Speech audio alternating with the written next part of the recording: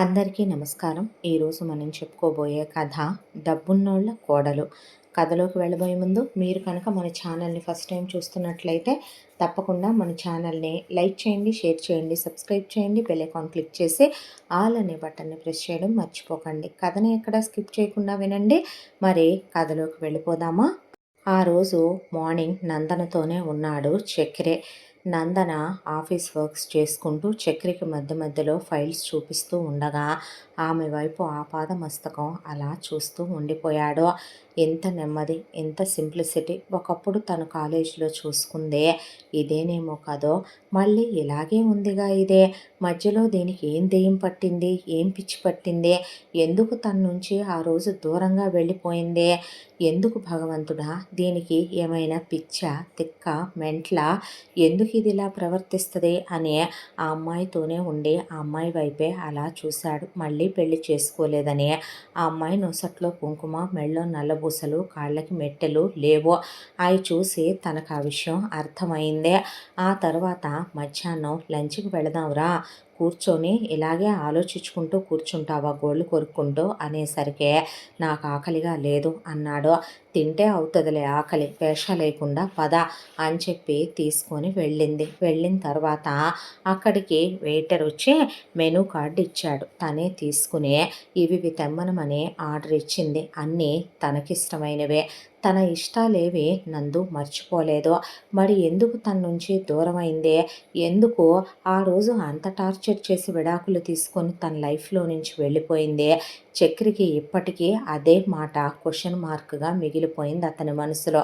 ఇంకేంటి చక్రి విశేషాలు, ఎలా ఉన్నారు అందరూ? బాగుండే ఉంటారులే. నువ్వు బాగున్నావా? బిజినెస్ డెవలప్ అయిందా ఏంటి? నాతో ఏం మాట్లాడవా? అబ్బా ఏంటి చక్రి, ఇంకా మనమేమైనా చిన్నపిల్లలమా? నేను ఇంకా నువ్వు చాలా మెచ్యూర్డ్గా బిహేవ్ చేస్తావు అనుకున్నాను. నాతో చాలా జోవియల్గా ఫ్రెండ్లీగా మాట్లాడతావు అనుకున్నాను. ఏంటిదంతా మొహం ముడుచుకొని చిన్నపిల్లాడిలాగా? ఏంటి పిచ్చి మాటలు, ఈ పిచ్చావేశం చెప్పు. ఏం మారలేదు చక్రి నువ్వు అంటూ ఉండగానే చక్రి మౌనంగా కూర్చున్నాడు. కూర్చునేసరికి వెయిటర్ ఫుడ్ తీసుకొచ్చి అక్కడ పెట్టి చాలాసేపు అయింది. తినకుండా నా ముఖం వైపు చూడటం కాదు, తిను ముందు అని చెప్పిన తర్వాత అంతకుముందు ఇద్దరూ కలిసి ఒకే ప్లేట్లో తిన్నాయి జ్ఞాపకం వచ్చినాయి. ఇద్దరూ కలిసి అంతకుముందు ఎర్లీ మార్నింగ్ ఒకే కప్లో గ్రీన్ టీ షేర్ చేసుకొని తాగేవాళ్ళు. కపుల్ గోల్స్ అని ఇద్దరూ కలిసి ఎక్సర్సైజ్ చేసుకుంటూ ముద్దులు పెట్టుకున్నాయి, కౌగిలించుకున్నాయి. ఇద్దరూ కలిసి జాగింగ్కి వెళ్ళేటప్పుడు ఒకళ్ళకన్నా ఒకళ్ళు ఫాస్ట్గా పరిగెత్తాలని తను వెనక నుంచి వెళ్ళి ఆమెను కౌగిలించుకున్నాయి. ఆమె తన నెత్తి మీద నీళ్లు కుమ్మరిచ్చినాయి. అవన్నీ జ్ఞాపకం వచ్చినాయి. దాంతో తింటూ ఉన్న అతనికి ముద్ద గొంతు దిగలేదు. దాంతో ఏమైంది, టేస్ట్ బాగాలేదా అంటే మనసే మండిపోతోంది బాధతో, దుఃఖంతో అనేసి కళ్ళల్లో నుంచి నీళ్ళు వచ్చేస్తూ ఉండగా చేయి కడిగేసి లేచి వెళ్ళిపోయాడు చక్రి.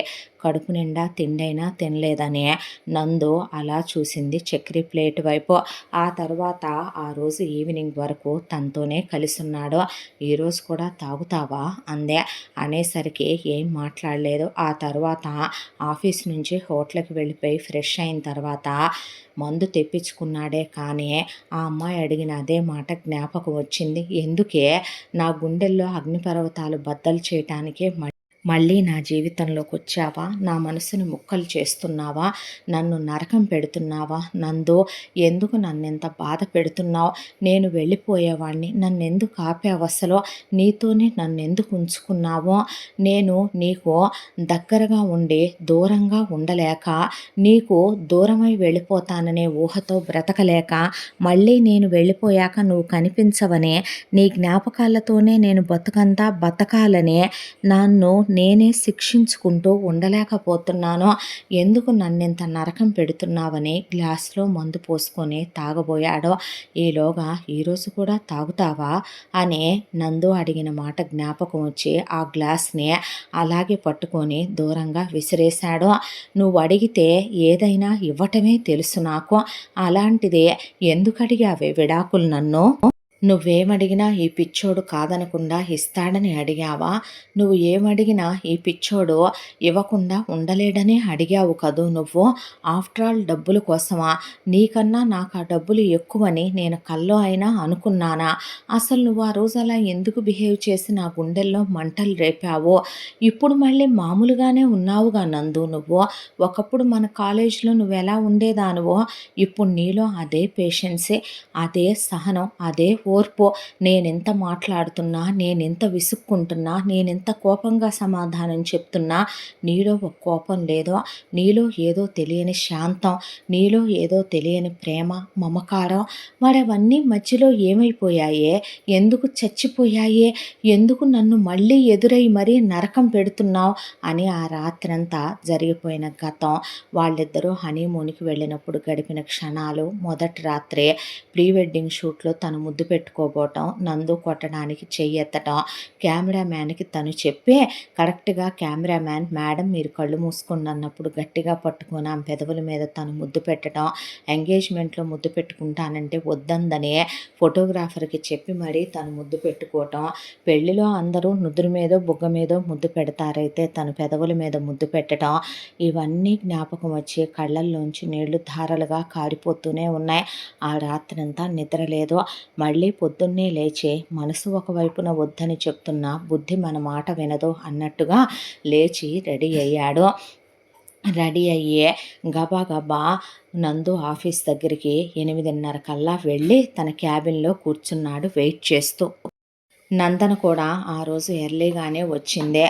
చక్రిని చూడగానే గుడ్ మార్నింగ్ చక్రి అనేసరికి అలా చూశాడు. కళ్ళు ఎర్రగా అయిపోయినాయి చక్రివే.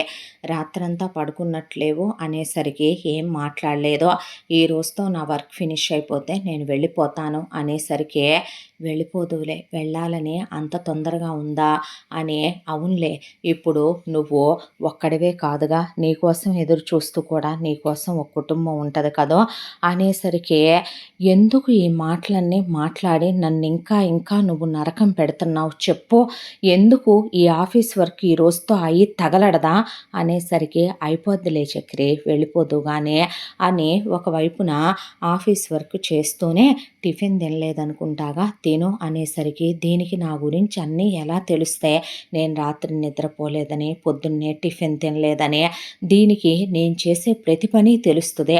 మరి నా మనసులో దీని మీద ఉన్న ప్రేమ ఎందుకు తెలియదో, నేను దీన్ని తప్ప నా గుండెల్లో నా శరీరం మీద నేను ఎవరికి ఎలాంటి అనుమతి ఇవ్వలేనని దీనికి ఎందుకు తెలియదో, తెలిసే నటిస్తుందా ఇదే, దీనికి ఏమైనా పిచ్చా తిక్క అనుకుంటూ అలాగే చూస్తూ కూర్చునే కళ్ళ నిండా నీ రూపాన్నైనా నింపుకొని వెళ్ళాలి నేను.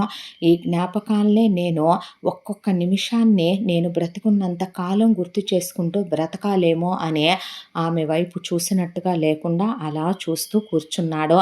ఆ తర్వాత టిఫిన్ తిని కాఫీ తాగిన తర్వాత మళ్ళీ ఆఫీస్ వర్క్. సాయంత్రానికి ఆఫీస్ వర్క్ అయిపోయింది. అయిపోయిన తర్వాత అయిపోయింది చక్రి అంది నందన. మంచిది అని లేచి ఫైల్స్ తీసుకొని ఆ తర్వాత తన ల్యాప్టాప్ బ్యాగు అవి తీసుకొని ఆఫీసులో నుంచి బయటకు వచ్చి క్యాబ్ కోసమని చూస్తున్నాడు చక్రి. ఆ రోజు మధ్యాహ్నం నుంచే అక్కడ వాతావరణం చాలా విచిత్రంగా మారిపోయింది. విపరీతంగా మబ్బులు పట్టి ఒకటే గాలి, వర్షం కూడా స్టార్ట్ అయింది. జస్ట్ ఒక అరగంట క్రితమే వాళ్ళు అలర్ట్ కూడా ప్రకటించారు. తుఫాను సూచనలనే, భారీ వర్ష సూచన ఉందనే, సముద్రాల మీదకి వేటకి ఎవరూ వెళ్ళొద్దని, బయట జనాలు తిరగొద్దని, స్కూల్స్కి కూడా సెలవులు ప్రకటిస్తున్నామని ఉన్నట్టుండి మెల్లగా మొదలైన వర్షం చక్రి బయటికి వెళ్ళేసరికి ఆ వర్షం చాలా పెద్దగా పెరిగిపోయింది. పైపు గొట్టాల్లో నుంచి నీళ్లు పడినట్టుగా పడుతుంది. ఆకాశానికి చిల్లులు పడినట్టుగా వర్షం. క్యాబులు బుక్ చేస్తూనే ఉన్నాడు చక్రే. ఎక్కడా క్యాబులు ఒకవైపున బుక్ అవటం లేదు. అసలు ఒకవైపున వర్షపాతానికి నీళ్ళు అలా అలా అలా పెరిగిపోతూనే ఉన్నాయి. దాంతో పావుగంట, అరగంట, గంట, గంటన్నర, 2 గంటలు అలా నిలబడే ఉన్నాడు చక్రి. ఈలోపు వర్షం విపరీతంగా పెరిగిపోయింది.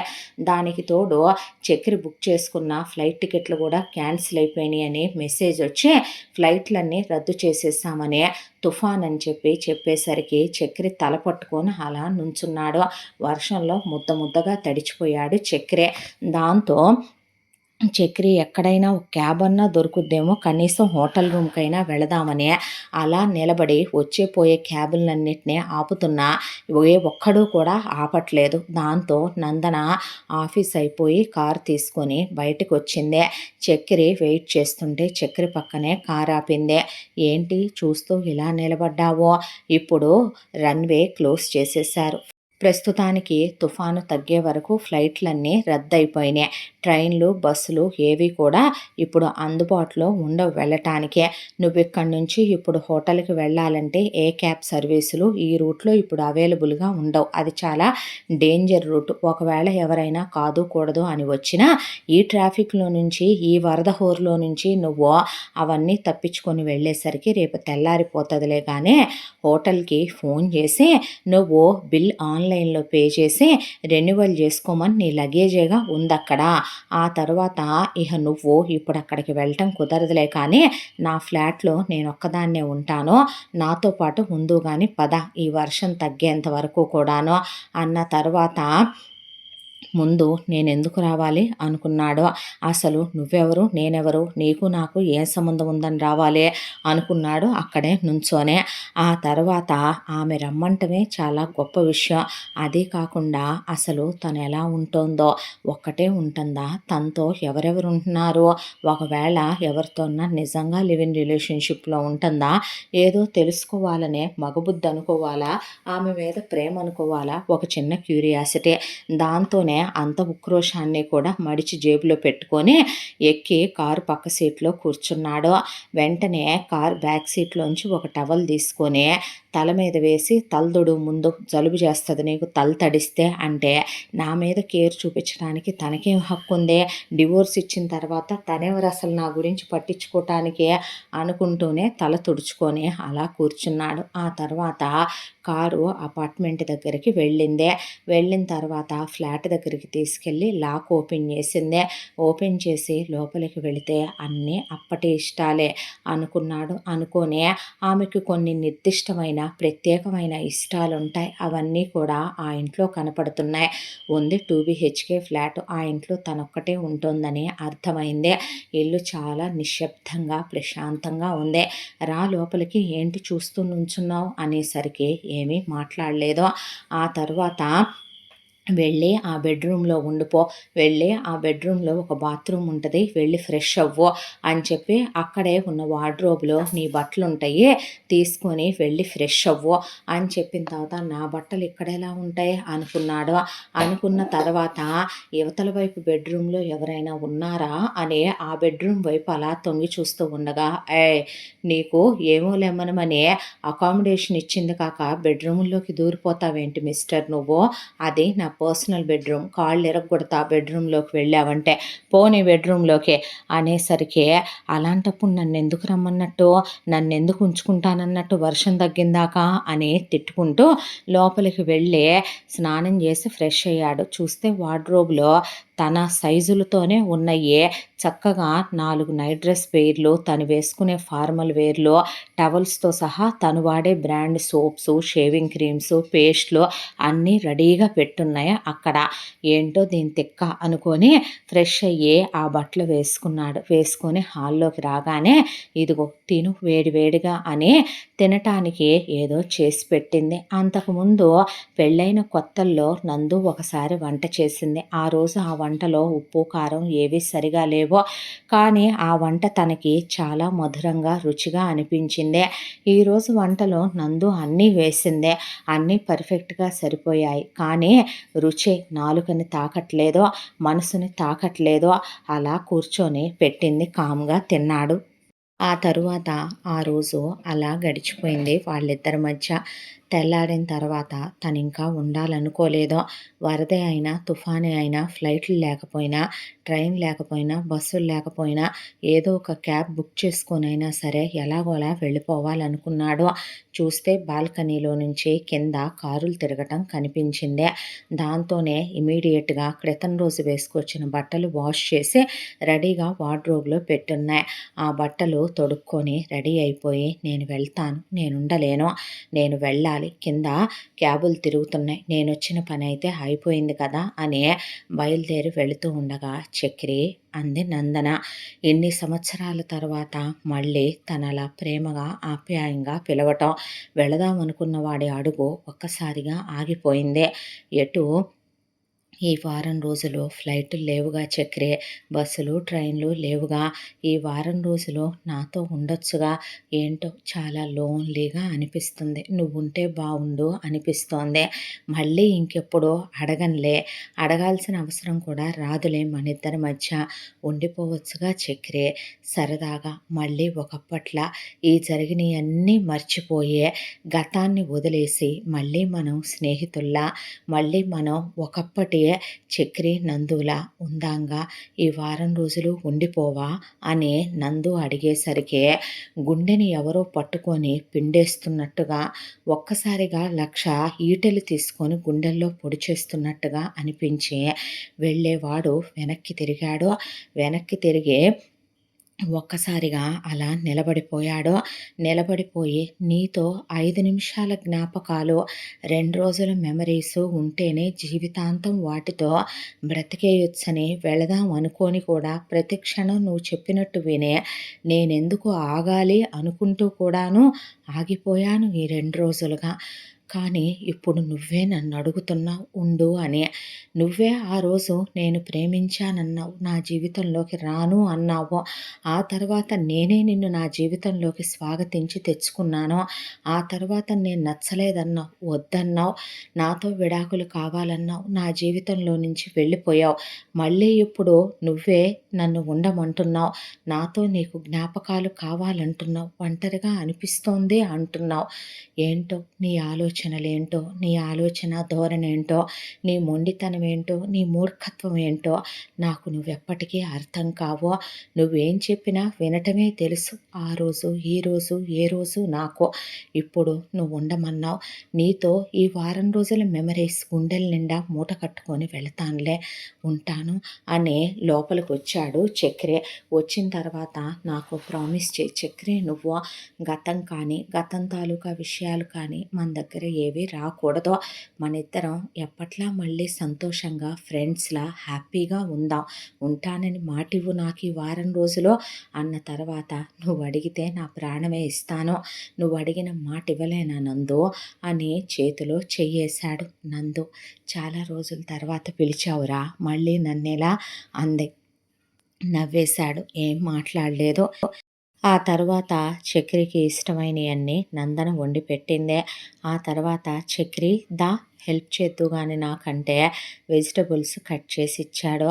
గుర్తుందా చక్రి, అప్పుడలా ఇప్పుడిలా అని మాట్లాడుతూ ఉంటే పెద్ద పెద్దగా పక్కా పక్కామని నవ్వుతున్నాడు చక్రి. మనస్ఫూర్తిగా నవ్వి తనేనా నవ్వుతోంది అని ఎదురుగా మిర్రర్‌లో చూసుకుంటే తనకి తానే కొత్తగా కనిపించాడు. నందుతో తనకి గొడవలు స్టార్ట్ అయిన తర్వాత తను మనసారా నవ్వి చాలా సంవత్సరాలైపోయింది. మళ్ళీ ఈ రోజేనేమో తను మనసు విప్పి మనసారా ఇంతగా నవ్వుతోంది. ఇద్దరూ కలిసి తింటున్నారు. మార్నింగ్ చక్రిని గుడ్ మార్నింగ్ చెప్పి నిద్ర లేపుతోంది నందన. ఇద్దరూ కలిసి బాల్కనీలో కబుర్లు చెప్పుకుంటూ సన్‌రైజ్ ఎంజాయ్ చేస్తూ, ఇద్దరూ కలిసి కుక్ చేసుకుంటూ, కలిసి టిఫిన్ చేసుకుంటూ, ఎటూ వర్షం పడుతోందిగా ఇంట్లోనే ఉందాంలే చక్రి అని కూర్చుని ఇద్దరికీ నచ్చిన మూవీస్ వేసుకుని, గుర్తుందా మనం ఈ సినిమాకి వెళ్ళాం చక్రి, అప్పుడు వెళ్ళినప్పుడు నువ్వు ఏం చేశావో గుర్తుందా అనేసరికి ఒక్కసారిగా మనసు గతంలోకి వెళ్ళిపోయింది.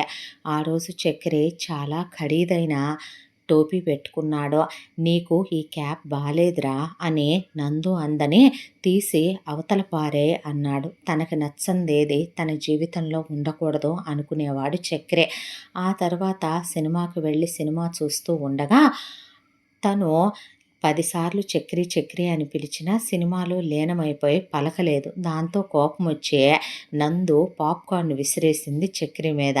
పాప్కార్న్ విసిరేసిందనే ఉక్రోషంతో పాప్కార్న్ తీసుకొని నందు తల మీద పోసేశాడు. దాంతో నందు ఆ పక్కనే ఉన్న వాటర్ బాటిల్ చక్రి మీద పోసేసింది. అవన్నీ గుర్తొచ్చినాయి చక్రికి. అవన్నీ మర్చిపోయే జీవితంలో ఇలా ఎలా ఉండగలుగుతుంది మూర్ఖురాలు, ఈ మొండిది అనుకున్నాడు. ఆ తర్వాత కాసేపు కాలేజ్ డేస్లో మనం గడిపినవన్నీ నా దగ్గర పెన్ డ్రైవ్లు ఉన్నాయి, వేసుకొని చూద్దామా, మెమరీస్ బ్రింగ్ బ్యాక్ అందే. నేనంటే ఇష్టం లేనప్పుడు, నాతో విడాకులు తీసుకున్నప్పుడు ఆ మెమరీస్ తాలూకా పెన్ డ్రైవ్లన్నీ ఇది ఎందుకు దాచుకుంది, ఎందుకు ఇంకా ఇదంత జాగ్రత్తగా పెట్టుకుంది వాటినే, ఏం పిచ్చిది, ఏం ఆనందం ఇది, అవన్నీ నాతోనే మళ్ళీ ప్లే చేసి చూడాలనుకోవటం ఏంటి. చక్రికి అసలేమీ అర్థం కావటం లేదు నందన ధోరణి.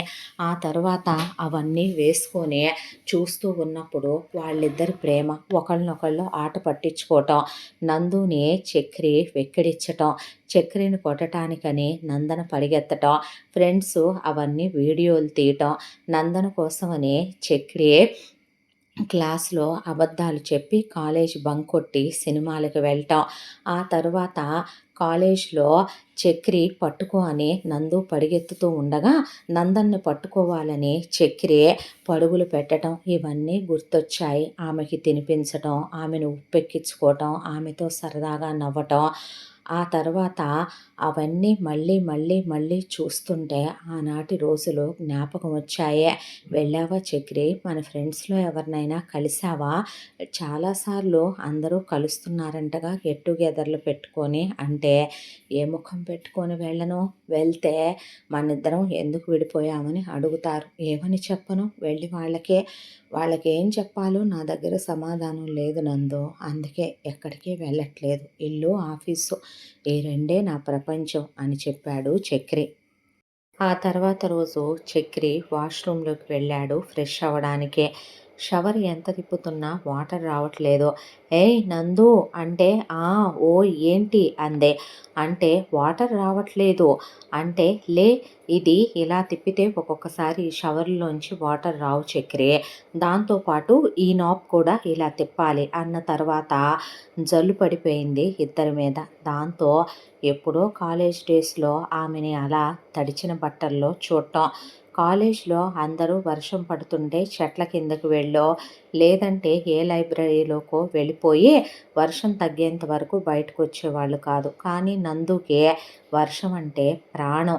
దాంతో వర్షంలో ఆపాదమస్తకం వర్షం స్టార్టింగ్ నుంచి ఎండింగ్ వరకు తడిచిపోతూనే ఉండేది. నందుని చూడాలని తను కూడా తడిచిపోతూ అలా ఉండేవాడు.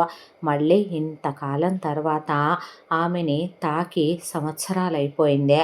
మళ్ళీ తిరిగి కోరికలు, మళ్ళీ తిరిగి పురుడు పోసుకోవటమో లేదంటే ఆమె తన హక్కని, ఆమె తన సొంతమని, ఆమె తనదని మనసు పదే పదో చెప్పటమో కానీ ఆమె నడుం మీద చెయ్యేసి గట్టిగా దగ్గరికి లాగి ఆమెని గట్టిగా కౌగిలించుకున్నాడు. ఆ తర్వాత ఆమె పెదవుల మీద ముద్దు పెట్టుకొని ఆమెతో క్లోజ్ అవ్వాలనే అనుకున్నాడు చక్రి. అయితే చక్రి ముద్దు పెట్టుకోవాలి అని దగ్గరికి రాబోతే నందన చేతులు అడ్డం పెట్టి ఏంటిది చక్రి అని వెనక్కనేసి వెళ్ళిపోయింది.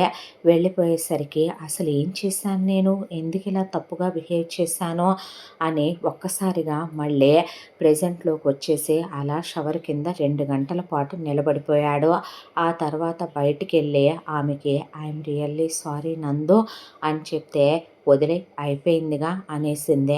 అంటే నేను అలా పట్టుకున్నా, నేను దగ్గరికి తీసుకున్నా, నేనుగా క్లోజ్ అవ్వాలనుకున్నా నీకు ఎలాంటి ఫీలింగ్స్ రాలేదా, ఇది నిజమా, అలా ఎలా ఉండగలుగుతున్నావే, రాయిలాగా ఉప్పు కారాలు తింటున్నా కూడా మనసుకు స్పందనలు కలగట్లేదా అని అనుకుంటూ ఉండగా నందు నిన్నొక మాట అడగనా అన్నాడు. అంటే ఏంట్రా అందే. అంటే దేవుడి మీద ప్రమాణం చేసి నాకు నిజమే చెప్పాలి, అబద్ధం చెప్పకూడదు అన్నాడు. అంటే చెప్పు, అడుగు, నీతో నేనెందుకు అబద్ధం చెప్తాను అందే. అవును, ఒక్కదానివే ఉంటున్నావా, అమ్మా నాన్నల దగ్గరికి వెళ్ళలే, కలవలే అన్నాడు. లేదు, నేనొక్కదాన్నే ఉంటున్నాను అన్న తర్వాత ఎందుకు ఇలా అంటే అదంతేలే అన్న తర్వాత సరే అయితే మరొక మాట చెప్పు అందే. ఈ ఇన్ని సంవత్సరాల్లో మనిద్దరం విడిపోయాం కదా, అసలు ఎందుకు విడిపోయామే, నాలో నీకేం నచ్చలేదో, నేను నిన్ను ఎంత ప్రేమించానో నువ్వు నన్ను అంతే ప్రేమించావన్నది నిజం, అది అబద్ధమని చెప్పకున్నందు నా మనసు నువ్వు అది అబద్ధమని చెప్పినా నమ్మటానికి నేనేమీ చిన్నపిల్లాడిని కాదు, నాకు ఉండాల్సిన వయసు కన్నా ఎక్కువ మెచ్యూరిటీ ఉంటుంది అనే నువ్వు ఈరోజు నాకు ఇంకా మెచ్యూరిటీ రాలేదా అని అడుగుతున్నావు. నిజం చెప్పు, ఈ ఇన్నేళ్లలో ఒక్కసారి కూడా నేను గుర్తు రాలేదు, మనిద్దరం గడిపిన క్షణాలు గుర్తు రాలేదు, మన ప్రేమ, కాలేజ్ డేస్, మన మెమరీస్, మన పెళ్ళి, మన ఎంగేజ్మెంటు, మన పెళ్లి చూపులు, మన ప్రీ వెడ్డింగ్ షూటు, నేను నీతో వేసిన వేషాలు, మన మెహందీ, హల్దీ, సంగీత్, పెళ్ళి, మన హనీమూను, ఆ తర్వాత మనం ఆఫీసులో గడపటం, ట్రిప్పులకి వెళ్ళి రావటం, ప్రతి రాత్రి మనిద్దరం ఎలా గడిపేవాళ్ళంరా, అప్పుడే తెల్లారిపోయిందా అన్నట్టు ఉండేది రాత్రి మనిద్దరి మధ్య. అలాంటిది ఒక్కసారి ఒక్క క్షణం నేను నీకు గుర్తు రాలేదా, నిజం చెప్పు. నువ్వు నా నుంచి వచ్చేసి ఎన్ని సంవత్సరాలైనా నువ్వు నా ఇష్టాయిష్టాలు మర్చిపోలేదో, నా డ్రెస్సు కొలతలు మర్చిపోలేదో, నేను ఇక్కడికి వస్తాను అలా వర్షం వస్తుంది అని ఎవరో చెప్పినట్టే ముందుగానే వార్డ్రోబ్లో నాకు ఇష్టమైన పర్ఫ్యూము, బట్టలు మర్చిపోయానే. చాలా కాలం అయిపోయింది మ్యాచింగ్స్ వేసుకోవటం, చాలా కాలం అయిపోయింది నచ్చిన సోప్ వాడటం, నచ్చిన పర్ఫ్యూమ్ వాడటం, నచ్చిన పేస్ట్ వాడటం కూడా మర్చిపోయాను నేను. షేవ్ చేసుకున్నదే లేదు, ఏదో అలా అప్పుడప్పుడు సెలూన్కి వెళ్ళినప్పుడు ట్రిమ్ చేయించుకోవటం తప్ప. మళ్ళీ ఇన్నాళ్ళ తర్వాత క్లీన్ షేవ్, మళ్ళీ ఇన్నాళ్ళ తర్వాత నేను నాకు ఇష్టమైనవి నువ్వు వండి పెట్టడం, నువ్వు ఏదీ మర్చిపోలేదు నందో. కానీ ఎందుకు మన ఇద్దరి మధ్య ఈ దూరం, నిజం చెప్పు, నేను నీకు ఒక్కసారి కూడా గుర్తు రాలేదా అని అడిగితే నవ్వేసింది నందన. నేను అడిగిన ప్రశ్నకి సమాధానం నవ్వటం కాదు అనేసరికి ఏం చెప్పమంటావు అంది. ఏం చెప్పటం ఏంటి, నిజం చెప్పు, ఎందుకే నా దగ్గర నువ్వు ఏదో దాస్తున్నావేమోనని, నువ్వు ఏదో దాచిపెడుతున్నావని నాకు మొదటి నుంచి నీ మీద అనుమానమే. నాకేమైనా చెప్పాలా నందు, నా దగ్గర ఏమైనా దాచావా నందు, ఎందుకనే నువ్వు ఇలా కాదు నందు, నువ్వు ఇది కాదు, నాకెందుకో నువ్వు ఇలా ఎందుకు చేశావనేది ఓ ప్రశ్నగానే మిగిలిపోయింది. పర్వాలేదులే, కొన్ని ప్రశ్నలుగా ఉండిపోవటమే మంచిదే అన్న తర్వాత సరే ఆ ప్రశ్నని ప్రశ్నగానే ఉండిపోనివ్వు, అయితే నేనొక మాట అడగనా నిన్ను అన్నాడు. అడుగు అందే. మళ్ళీ మన రిలేషన్షిప్కి ఇంకొక అవకాశం ఇద్దాంరా, మళ్ళీ మనం కలుద్దాం, మళ్ళీ మనిద్దరం కలిసి ఉందాం. ఎలా, ఇప్పుడు నువ్వు మరొకళ్ళకి భర్తనని మర్చిపోకో, ఇప్పుడు నువ్వు నాకు ఏమవుతావని మనిద్దరం కలిసి ఉందాం, ఇప్పుడు మనిద్దరం కలిసి ఉంటే దాన్నే ఇల్లీగల్ రిలేషన్షిప్ అంటారా, లీగల్గా మనిద్దరం కలిసి ఉండే రైట్ మన ఇద్దరికీ ఉందంటావా నందు. అసలు ఆ పెళ్ళి ఎలా జరిగిందో నీకు నేను ఎక్స్ప్లెయిన్ చేస్తాను, ఏం చెప్తావో. నీకు అక్కడ పాప ఉంది, భార్య ఉంది, జీవితం ఉంది, కుటుంబం ఉంది, పిచ్చి మాటలు ఎక్కువైపోయినాయి, ఇంకా పిచ్చి మాటలు మాట్లాడటం ఆపేస్తావా నువ్వు అంటే, ప్లీజ్ నందు, మనిద్దరం కలిసి ఉందామే, మనిద్దరిని డివోర్స్ వేరు చేయగలవా, మనసులు కలిసిన ఏ భార్య భర్తల్ని ఏ కోర్టులు వేరు చేయగలవరా, మనిద్దరం మళ్ళీ ఒకటవుదాం నందో, మనిద్దరం ఇదివరకిట్లాగే కలిసి ఉందాం నందో, మళ్ళీ మన రిలేషన్కి ఇంకొక ఛాన్స్ ఇచ్చి చూద్దామే, నువ్వు లేకపోతే నేను బ్రతకలేననిపిస్తుంది నందో, నేను తిరిగి వెళ్ళిన ఈ జ్ఞాపకాలతో నేను ఈసారి గుండె పగిలి చచ్చిపోతానేమో, నేను బ్రతకలేనేమో నందు, నా వల్ల కావట్లేదే, నేను ఎలా అయిపోయానో తెలుసా నువ్వు వచ్చేసిన తర్వాత, అసలు నా జీవితంలో ఏం జరిగిందో తెలుసా, ఆ పెళ్ళి ఎలా జరిగిందో తెలుసా? అసలు ఆ పెళ్లి గురించి, ఆ పాప గురించే ఒక్కసారి నేను చెప్పేది విను నందు అంటూ ఉండగా టంగుమని బెల్లు మోగిందే. నందన వెళ్ళి డోర్ ఓపెన్ చేయి, ఎవరో వచ్చినట్టున్నారు, ఈ ముచ్చట్లు ఇప్పటితో అయ్యేవి కాదులే అంటే, నేను చెప్పేది వినకుండా లైట్ తీసుకుంటావేంటే, ముందు వెళ్ళి డోర్ తీయమన్నానా అనేసరికి డోర్ తీశాడు చక్రి. ఎవరో ఒక వ్యక్తి ఒక చిన్న పాపకి ఒక 4 ఇయర్స్ వయసు ఉంటుంది. ఆ పాపని చక్రి చేతిలో పెట్టి లోపలికి తీసుకెళ్ళండి, పాపకు కావలసినవన్నీ ఇందులో ఉన్నాయి, వెళ్ళమ్మా అని చెప్పి అతను వెళ్ళిపోయాడు. ఆ తర్వాత ఆ పాప ఎత్తుకోమన్నట్టు చేతులు చాచిందే. చేతులు చాచేసరికి అక్కడికి నందన వచ్చి హాయ్ సాక్షి అనేసరికి హాయ్ పెద్దమ్మ అంటూ ఉండగా ఇష్ అని ఎవరి పాప, ఎవరా వచ్చినతను అంటే మనకి తెలిసిన వాళ్ళులే.